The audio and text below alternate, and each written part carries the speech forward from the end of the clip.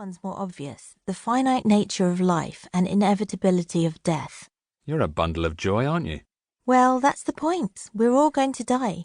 It's just something we need to get used to. It's always there hanging over us. For some, it's more pressing than it is for others, and it applies to all our family and loved ones too. Which brings more conflict. Right. The third one is isolation and connectedness. This is the idea that we're all ultimately alone in life and have a strong desire to make connections with others. This desire brings conflict when those connections are either not possible or not as strong as we would like. And the fourth? Meaning and meaninglessness, which is the conflict between our desire to find meaning in life and our lack of certainty about what it is.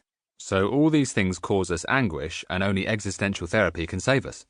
The therapy doesn't assume that there is a correct response to all the givens, and your therapist isn't going to pull you to one side and fill you in on the meaning of life, but they would argue that these matters are at the heart of many of our daily anxieties.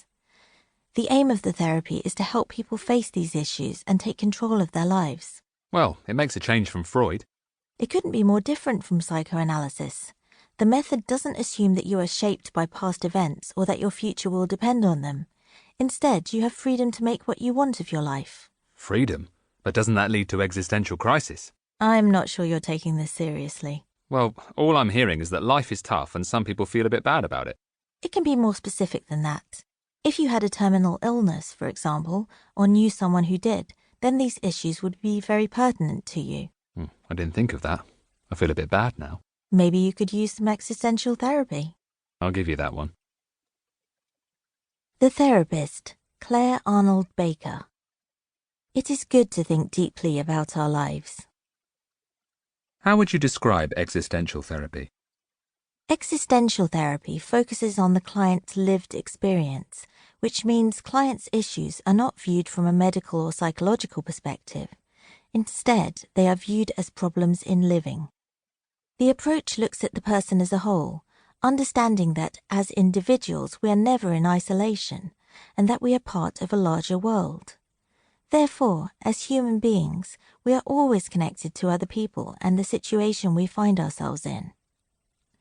The existential therapist understands that clients' difficulties can also not be examined in isolation, and that we need to take the client's personal context into consideration. Therefore, clients are encouraged to explore their relationship to the environment they live in, their culture and society, and their personal relationships. They will also explore their relationship with themselves. Through examining the client's thoughts and feelings, their values and beliefs will be uncovered, which will highlight what is important to the client, but also where they find difficulties and challenges. The existential approach assumes that it is good to think deeply about our lives. We need to become aware of the way in which we make assumptions and judgments about ourselves, others, and the way we live. Through becoming more aware of the choices we make and our responses to life, we will be able to make more active choices rather than living by default in a passive way. A central concept of the existential approach is the notion of freedom and the belief that we have free will to choose the life we lead. However, with freedom comes choice and responsibility. Realizing that we are responsible for our lives may seem like a burden at times. However, it is also empowering when clients realize that they can be the author of their lives and that nothing is set in stone. This is also linked to the existential view of self, that we are not a fixed entity, a solid self that can be defined. Rather, we are a process of becoming, that we can create and recreate ourselves, and that we do so through our life experiences and interactions with others.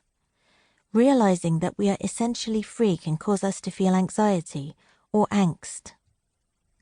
The existential therapist will not try to get rid of this anxiety, but instead will help the client to understand what it's related to and what it says about how they are living, how they see themselves, and how they can make choices for themselves for the future.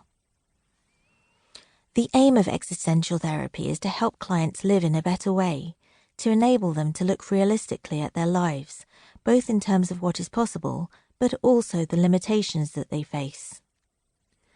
Existential therapy helps to reconnect clients with what is important.